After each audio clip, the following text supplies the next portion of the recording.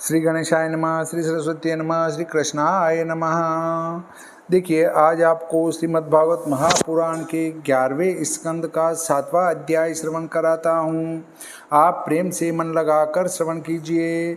हरि विवेक की सिद्धि को वर्णो जस इतिहास, सो 7वें अध्याय में वर्णत सहित उल्लास। भगवान श्री कृष्णचंद्र उद्धव जी से बोले कि हे महाभाग उद्धव, तुमने जो मुझसे कहा सो सब मुझे करना है, क्योंकि ब्रह्मा, महादेव और लोकपाल ये सब स्वर्ग जाने के लिए मेरी प्रार्थना कर गए हैं। मैंने यहाँ सब देव कार्य सिद्ध किया, जिसके लिए ब्रह्मा जी की प्रार्थना से बलदेव सहित अवतार लिया था। हमारा कुल शेष रहा है, सो भी विप्र श्राप से जल रहा है। इससे निश्चय ही परस्पर की लड़ाई से नष्ट हो जाएगा, और आज से 7वें दिन इस द्वारकापुरी को समुद्र डुबावेगा। जिस दिन मैं इस लोक को छोड़ूंगा, उस दिन यह मंगल नष्ट हो जाएगा। हे उद्धव, इसके उपरांत फिर कलयुग भी प्रवृत्त होकर सब धर्म को दूर करेगा और थोड़े ही काल में इस लोक का निरादर करेगा। हे उद्धव, मेरे त्याग किए महितल विषय तुम मत वास करना, क्योंकि कलयुग में मनुष्यों की प्रीति अधर्म में होगी। हे उद्धव, तुम स्वजन, बंधु और कुटुंब स्नेह छोड़ मेरे स्वरूप में चित्त रखकर समदृष्टि हो पृथ्वी में विचरण करो। इस संसार में दृष्टि मत रखना, क्योंकि वचन, नेत्र, श्रवणादिक करके जो ग्रहण किया है सो सब झूठी माया का रचा है। यह मन भी मिथ्या है, ऐसा जानो। विक्षिप्त चित्त वाले पुरुष को वेदार्थ अनेक प्रकार से दिखते हैं, सो अभ्रम से प्रतीत होते हैं। गुण दोष संयुक्त हो कर्म अकर्म विकर्म भेद गुण दोष बुद्धि वाले को समदृष्टि आत्मज्ञानियों को यह भेद नहीं है। इसलिए इंद्रियों के समूह को और चित्त को वश में करके इस विशाल जगत को अपने आप में देखो।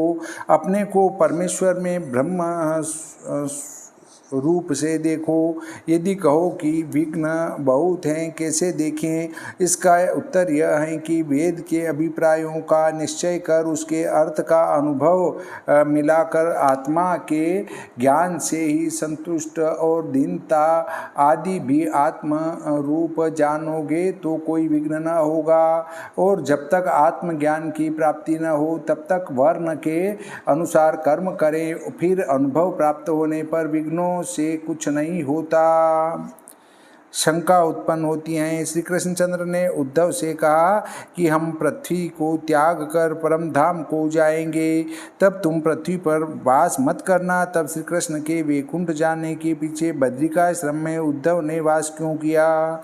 इसका उत्तर है कि वृंदावन, अयोध्या, प्रयाग, नैमिषारण्य, द्वारका, काशी, बद्रिकाश्रम, इन सब क्षेत्रों की 7 द्वीपों की पृथ्वी पर गिनती नहीं है। ऐसा शास्त्रों में लिखा है। ये सब मोक्ष की भूमि है, 7 द्वीप के सदृश भूमि नहीं। इसलिए बद्रिकाश्रम में उद्धव जी ने वास किया। इससे यह न समझ लेना कि ज्ञानी मनुष्य यथेष्ट आचरण करे,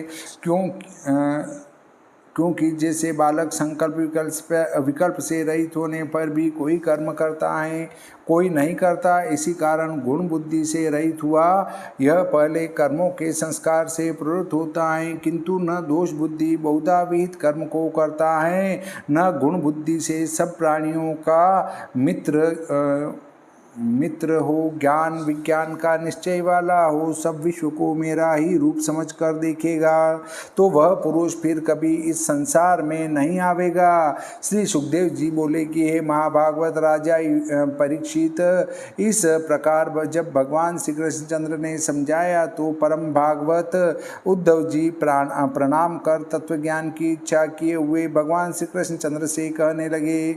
उद्धव जी बोले कि हे योग के फलदाता, हे योग के आधार, हे योग रूप, हे योग के कारण मोक्ष के अर्थ, यह संन्यास रूप त्याग मुझसे कहा सो अपनी सहज दया से कहा, क्योंकि मैं तो ऐसा अधिकारी नहीं था। हे सर्वव्यापक, हे सर्वात्मा, मेरी बुद्धि तो ऐसी है कि जिन पुरुषों का मन विषयों में लगा हुआ है उनसे ऐसा त्याग बनना अशक्य है, और जो उसमें भी तुम्हारे भक्त नहीं उनको तो बहुत ही कठिन है। और जो मुझसे तुम त्याग कहते हो सो महाराज मैं अहंता ममता से मूढ़मती हूँ, तुम्हारी माया से उत्पन्न हुए पुत्र कलत्र देह आदि में मग्न हूँ। इसलिए हे भगवान, जैसे इन्हें तुम्हारी आज्ञा से बिना परिश्रम त्याग सकूं, उसी प्रकार तुम मुझे शिक्षा दो। हे ईश, तुम समान रूप हो, स्वप्रकाश हो, आत्मा हो, इसलिए मुझे और ऐसा वक्ता देवताओं में भी कोई नहीं दिख पड़ता, क्योंकि ये ब्रह्मादिक देहधारी तो तुम्हारी माया से मोहित बुद्धि और बाहर के विषयों में इनकी अर्थ बुद्धि है। कोई दुष्ट बुद्धि है और कोई ऐसे हैं जो सेवा करने पर भी फल देने के लिए समय नष्ट हो जाते हैं। कोई अज्ञानी हैं, कोई रक्षा करने में असमर्थ हैं, कोई स्थान भ्रष्ट हैं, इसलिए संसार के दुख से अतीत नहीं।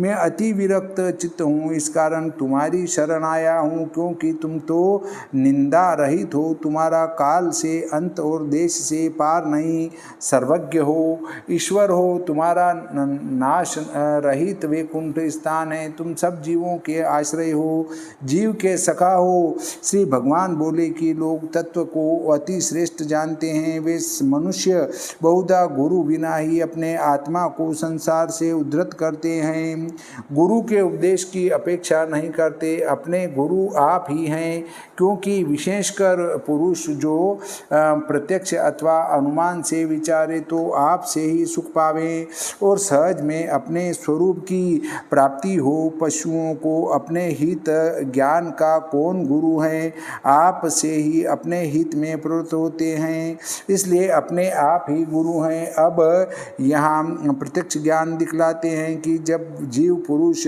जन्म प्राप्त करता है तब यह ज्ञान मार्ग में निपुण हो जाता है। मनुष्य के शरीर में आत्मा अधिक प्रत्यक्ष है, यह सांख्य योग में चतुर बुद्धि वाले धीर पुरुषों का निश्चय है। वह शक्ति युक्त मुझे प्रत्यक्ष देखते हैं और मेरे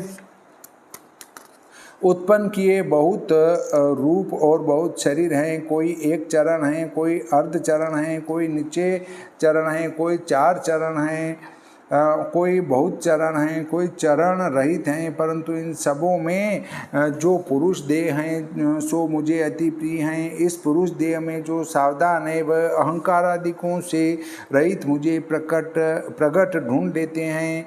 बुद्धि आदि यत्नों को एक स्वप्रकाश आत्मा बिना प्रकाश नहीं हो सकता, ऐसा अनुमान करके मुझे दृढ़ ढूंढ लेते हैं। इस विषय में एक बड़े तेजस्वी राजा यदु और अवधूत का संवाद रूप प्राचीन इतिहास कहते हैं। अवधूत वेश किए महापंडित और सदा तरुण अवस्था वाले गुरु दत्तात्रेय जी जो निर्भय रीति से संसार में घूम रहे थे, उन्हें देखकर धर्म के ज्ञाता राजा यदु ने इस प्रकार पूछा कि हे ब्रह्मन, अकर्ता तुमको ऐसे निपुण मति कहाँ से प्राप्त हुई हैं, जिसको पाकर अवधूत पंडित तुम बालक के समान इस लोक में विचरते हो। बहुधा मनुष्य अर्थ धर्म कामना विषय और आत्मा के विचार विषय आयु कीर्ति और श्री की कामना से प्रवृत्त होते हैं, परंतु तुम तो कुछ नहीं चाहते हो, न कोई कर्म करते हो और जड़ उन्मत्त पिशाच के समान हो और सब कार्य करने को समर्थ और पूर्ण ज्ञानवान हो, अति प्रवीण हो, सुंदर हो, आपकी उत्तम मधुर वाणी है। मनुष्य काम लोभ रूप दावा नल से जलता है, उसमें तुम उस ताप से संतप्त नहीं हो, जैसे अग्नि से छूटकर गंगा में खड़ा हाथी उस ताप से तप्त नहीं होता है। हे ब्रह्मन, तुम विषय भोग रहित हो, कलत्र आदि से शून्य हो, आनंद रूप हो, इसलिए हम आपसे पूछते हैं कि तुम्हारे आनंद का क्या कारण क्या है, सो हमसे कहो। श्री भगवान बोले कि हे उद्धव, इस प्रकार जब अति ब्रह्मण्य सुबुद्धि राजा यदु ने विनयपूर्वक पूछा तब महाभाग अवधूत जी राजा यदु से बोले, हे राजन, अपनी बुद्धि करके मेरे बहुत गुरु हैं जिनसे मैं बुद्धि पाकर मुक्त हुआ हूँ और इस लोक में फिरता हूँ, उनको सुनो। पृथ्वी, वायु, आकाश, जल, अग्नि, चंद्रमा, सूर्य, कपोत, अजगर, सिंधु, पतंग, मधुकृत, गंज, मधुहा, मृग, मीन, पिंगला, कुरर, पक्षी, बालक, कुमारी, कडेड़ी, बाणकार बनाने वाला, सर्प, मकड़ी और मृगी। हे राजा यदु, मैंने यह 24 गुरु सेवन किए हैं, इनके आचरणों से मैंने शिक्षा ग्रहण कर ली हैं।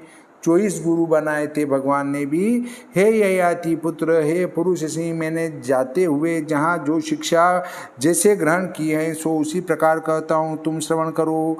प्रथम भूमि से क्षमा सीखी है, सो कहते हैं कि पृथ्वी को सब प्राणी खुदते हैं, परंतु तो भी वह अपने नियम से चलायमान नहीं होती। इस प्रकार देव के वशीभूत प्राणी धीर पुरुष को कष्ट दें तो भी उनके देवाधीन पन को जानने वाले उस पुरुष को अपने नियम से चलायमान होना उचित नहीं, यह पृथ्वी से सीखा है। पृथ्वी 2 प्रकार की है, एक तो पर्वत रूप और एक वृक्ष रूपा। यहाँ जो सीखा है सो कहते हैं कि पर्वत की जो वस्तु है, वृक्ष, तरण, झरना, फूल, ये सदा पराये अर्थ हैं और पर्वत का जन्म भी केवल पराये ही अर्थ है, अपना स्वार्थ कुछ नहीं। इसी प्रकार अपनी वस्तु और देह सब परोपकारार्थ लगा दीजिए। यह पर्वत रूप भूमि से सीखा है और वृक्ष भी पराये अधीन है। यदि इनको कोई काटे उखाड़े तो वह सह लेते हैं और क्षमा को नहीं तसते। इसी प्रकार साधु पुरुष भी जो अपने संग भलाई बुराई करे सो उसे सहन कर लें। वायु भी 2 प्रकार का है, एक तो प्राण रूप, दूसरा बाहर फिरता है। सो प्राण जैसे आहार मात्र से संतुष्ट रहते हैं और इंद्रियों के भोग नहीं चाहते, इसी प्रकार मुनीश्वर भी रहें, अर्थात आहार जो न मिले तो मन वचन से विक्षिप्त होकर ज्ञान सिद्धि न हो, इसलिए एक आहार मात्र से ही संतोष मान ले, इससे अधिक की चाहना न करे। यह विद्या प्राण वायु से सीखी है। जैसे पवन सब जगह चलता है पर कहीं आसक्त नहीं होता, इसी प्रकार योगी राज भी शीत उष्ण आदि नाना धर्म वाले विषय भोग करते भी आसक्त नहीं होते, सब में गुण दोष रहित मन हो। यह विद्या बाहर की वायु से सीखी है। और भी एक बात पवन से सीखी है, सो कहते हैं कि यद्यपि वायु सुगंध मिली से चलती है और ऐसा ही जाना जाता है, परंतु तो भी वायु गंध से मिला नहीं है। गंध कुछ वायु का नहीं है किंतु पृथ्वी का गुण है। उसी प्रकार आत्मा पृथ्वी का विकार देह में प्रविष्ट है, देह के धर्म का आश्रय है पर मिला नहीं है, देहों से अलग है, इस प्रकार समझे और स्थान में आत्मा को ही देखे। यह विद्या भी पवन से ही सीखी, इसलिए वायु गुरु हुआ। अब आकाश से जो विद्या सीखी है सो कहते हैं जैसे आकाश सर्वत्र व्यापक और बड़ा है परंतु घट में छोटा दिखाई देता है, सो घट से आकाश का कुछ संबंध नहीं क्योंकि वह निर्विकार है। ऐसे ही आत्मा इस देह में है और यह देह से मिला है, इस कारण इतना ही है और ठोर नहीं। ऐसे न समझे क्योंकि जो आत्मा देह में है वही सर्वत्र है। जैसे आकाश सब ठोर है वैसे ही स्थावर जंगम विषय ब्रह्म व्यापक हैं। यह एक विद्या आकाश से सीखी। द्वितीय वायु कहते हैं, जैसे पवन के प्रेरे तेज जल पृथ्वीमय मेघादिक आकाश में व्याप्त होते हैं पर मेघादिकों से आकाश का स्पर्श नहीं होता, वह निर्लेप हैं। वैसे ही यह पुरुष काल से बनाए हुए पंचभूत रूप इस देह से संयुक्त हैं, उनका जिनके साथ स्पर्श नहीं है। यह धर्म भी आकाश से ही सीखा। जैसे स्वभाव से ही जल अति निर्मल है ऐसे ही मुनि भी निर्मल हो, सबके ऊपर स्नेह करे, मीठा बोले, जल भी मधुर है। जैसे जल तीर्थ स्नान समान है और मनुष्यों को पाप से छुड़ाता है, उसी प्रकार मुनीश्वर भी दर्शन, स्पर्श, कीर्तन से सबको पवित्र करें। यह गुण जल से सीखे हैं। अब जो अग्नि से सीखा सो कहते हैं। जैसे अग्नि अति तेजस्वी हैं, तेज से दीप्त हैं, अति दुसह हैं और उसका उधर ही पात्र है, क्योंकि जो होम करते हैं वह अग्नि के उदर में ही डालते हैं। इससे वही पात्र हैं जो संपूर्ण वस्तु को भक्षण करता है, पर तो भी पवित्र करने वाला है। ऐसे ही मुनीश्वर भी हों। जैसे अग्नि कहीं गुप्त हैं, कहीं प्रकट हैं, जो अपने कल्याण की चाहना करते हैं उनको सेव्य हैं। दाता की इच्छा से सर्वत्र हविष्य लेता है, उनके भूत भविष्य वर्तमान पाप सब दूर करता है। इसी प्रकार मुनि रहे और भी अग्नि से सीखा है। जैसे अग्नि एक रूप है, बहुत ईंधन से बहुत भांति का बड़ा दिखाई देता है, और जब ईंधन थोड़ा रहता है तो छोटा दिख पड़ता है। ऐसे ही जीवात्मा एक रूप है, न छोटा है न बड़ा है। अपनी अविद्या से उपजाए ऊंच नीच भेद संयुक्त देह में प्रविष्ट हुआ ऊंच नीच रूप से दिखाई देता है।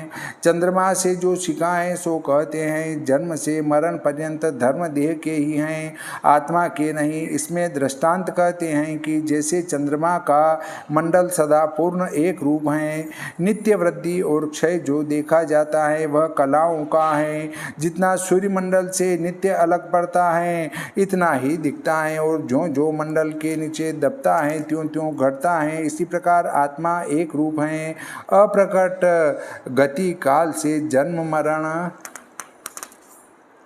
दिग्भाव देह को होते हैं, आत्मा को नहीं। यह ज्ञान चंद्रमा से पाया है, इससे चंद्रमा का गुरु हैं। अग्नि गुरु की फिर प्रशंसा करते हैं। जैसे अग्नि का स्वरूप है कि नाश नहीं होता, अग्नि की ज्वालाओं का नाश होता है परंतु दिखता नहीं, वैसे ही काल नदी के वेग से जन्म मरण इस देह को ही है, आत्मा को नहीं, क्योंकि आत्मा तो नित्य अर्थात अमर है। अब सूर्य से जो शिखाएं सो कहते हैं। जैसे सूर्य अपनी किरणों से जल सोखता है और फिर वर्षा के समय वही जल छोड़ देता है, परंतु उसमें आसक्त नहीं है। इसी प्रकार योगी जन इंद्रिय अपेक्षित पदार्थों का ग्रहण करे और कोई याचना करे तो तत्काल दे दे, ममता न रखे। जिस प्रकार सूर्य आकाश में अपने स्वरूप में रहता है और एक ही है, परंतु जलादिक में प्रतिबिंब पड़ने से अनेक रूप दिखता है, उसी प्रकार आत्मा स्वरूप से भिन्न नहीं हुए। देहादिकों में व्याप्त होने से स्थूल बुद्धि वालों को अनेक रूप से प्रतीत होता है। अब कपोत से जो सीखा है सो कहते हैं, कहीं किसी से अधिक स्नेह न करे, किसी में आसक्त न हो, क्योंकि जो संग करे तो संताप को प्राप्त होता है और दीनमति होती हैं। जैसे कपोत को हुआ, कपोत की कथा कहते हैं। एक कपोत वन में किसी वृक्ष पर अपना घर बनाकर अपनी स्त्री से मिलकर कितने वर्ष तक दोनों ने वास किया। वे दोनों स्त्री पुरुष कपोत कपोतिनी परम स्नेह से बंधे हुए, दृष्टि से बंधी, हृदय से बंधा, अंग अंग से बंधा, बुद्धि से बंधी, शयन आसन गमन स्थान वार्ता क्रीड़ा भोजन सब काम एक ही स्थान पर बैठकर करें, अलग अलग दो होकर कभी न करें। इस प्रकार एक संग निशंक हुए फिरा करें। इसके उपरांत वह कपोतिनी अपने हाव भाव लावण्य मधुर भाषण से प्रसन्न कर कपोत से दीन होकर जो जो वस्तु मांगे वह कपोत अति कष्ट से भी ले आवे। इस भांति अजितेंद्रिय उसके अधीन रहा करता था। एक समय कपोतिनी प्रथम गर्भवती हुई तो पतिव्रता कपोतिनी ने अपने समीप आए पति के समीप ही अपने घर में अंडे दिए। कुछ समय बीतने पर उन अंडों में से अचिंतनीय हरि की शक्तियों से हाथ पांव आदि युक्त बच्चे उत्पन्न हुए और उनके कोमल अंगों में रुए हुए। इसके उपरांत ये दोनों कपोत कपोतिनी प्रसन्न हुए और अपने बच्चों का यत्न सहित पालन करने लगे। पुत्रों में स्नेह बहुत हुआ और दिन दिन अपने बच्चों का मधुर वचन सुनने से उनको बड़ा संतोष प्राप्त हुआ। उनके पंखों से जब अपना स्पर्श हो तब बहुत सुख पावे, प्रसन्न हो जाए। अपने पुत्रों के मुख की सुंदर चेष्टा, उनके वचन और अपने निकट आने से परम सुख प्राप्त करने लगे। उस स्नेह से बद्ध हृदय हो हरि की माया से परस्पर मोहित हुए। अति दिन तीक्ष्ण बुद्धि से ये स्त्री पुरुष बच्चों को पालने लगे। एक दिन ये दोनों कुटुंबी कपोत वन के चारों ओर बालकों के अन्न के लिए बड़ी देर तक अभिलाषा से फिरे। अपनी इच्छा से वन में फिरते किसी एक क्रूर वधिक ने अपने घोंसले के निकट चूकते बालकों को देख जाल रोप कर पकड़ लिया। इसके उपरांत वे कपोत कपोतिनी हर्ष संयुक्त हो प्रजा का चुग्गा चारा लेने गए थे। लेके अपने घर आए तो वह कपोतिनी अपने बालकों को जाल में अति दुखित पुकारता देखकर आप भी पुकारती हुई दौड़ी। वह कपोतिनी बहुत स्नेह से बंदी दुखित चित्त जाल में बंधे बालकों को देख हरि की माया से ज्ञान रहित हो आप भी जाल में बंध गई। इसके उपरांत वह कपोत भी अपने से अधिक प्यारे बालकों को और अपने समान स्त्री को भी बंधा देख अति दुखित हो विलाप करने लगा। ओह देखो, मैं अल्प पुण्य हूँ, मूर्ख हूँ, इन भोगों से अब भी तृप्त न हुआ। देखो, मैंने कुछ पुण्य नहीं किया, इसीलिए धर्म अर्थ काम साधक मेरा घर नष्ट हो गया है। यह स्त्री मेरे अनुकूल और पतिव्रता थी, सो आज मुझे सुने घर में छोड़कर साधु पुत्रों सहित स्वर्ग को जाती हैं। मेरे स्त्री पुत्र सब मरे, मैं दीन विदुर अर्थात रंडुआ और अति दुखित हुआ। अब किस लिए जीने की इच्छा करूं, मेरा जीवन दुख रूप है। इस प्रकार वह कपोत विलाप करता उन बालकों को और अपनी प्रिया को मृत्यु से ग्रसे जाल में चेष्टा करते देख दीन हो आप भी उस पुरुष के देखते जाल में जा पड़ा। इसके उपरांत उस गृहस्थ कपोत को और कपोतिनी तथा उसके बालकों को ले कार्य सिद्ध होने पर वह दुष्ट बधिक अपने घर को चला गया। अवधूत बोले कि हे यदु, जिस प्रकार कुटुंबी कपोत अशांत चित्त हुआ, उसी प्रकार यह पुरुष सुख दुख में ही रतिमान दीन होकर कुटुंब का भरण पोषण करते कुटुंब सहित दुख ही प्राप्त करते हैं। सुख कभी नहीं पाते किंतु कपोत की भांति बंध जाते हैं। जो पुरुष मुक्ति के खुले द्वार रूप इस मनुष्य लोक को पार कर कपोत के समान गृह में आसक्त होता है, वह उत्तम गति पाकर भी अधोगति में बढ़ता है। घर की आसक्ति पशु पक्षियों को भी अनर्थ देती है, तो मनुष्यों को दे तो इसमें करना ही क्या है। यह विद्या मैंने कपोत से सीखी, इसलिए कपोत गुरु हुआ। श्रीमद्भागवते महापुराणे एकादश स्कंदे भाषा टीकायाम अवधूत गीते अष्टगुरु निरूपणम नाम सप्तमो अध्याय। श्री सरस्वती मैया की जय, श्री गणपति जी महाराज की जय, श्री कृष्णचंद्र भगवान की जय, श्री रामचंद्र भगवान की जय, बजरंग बली की जय।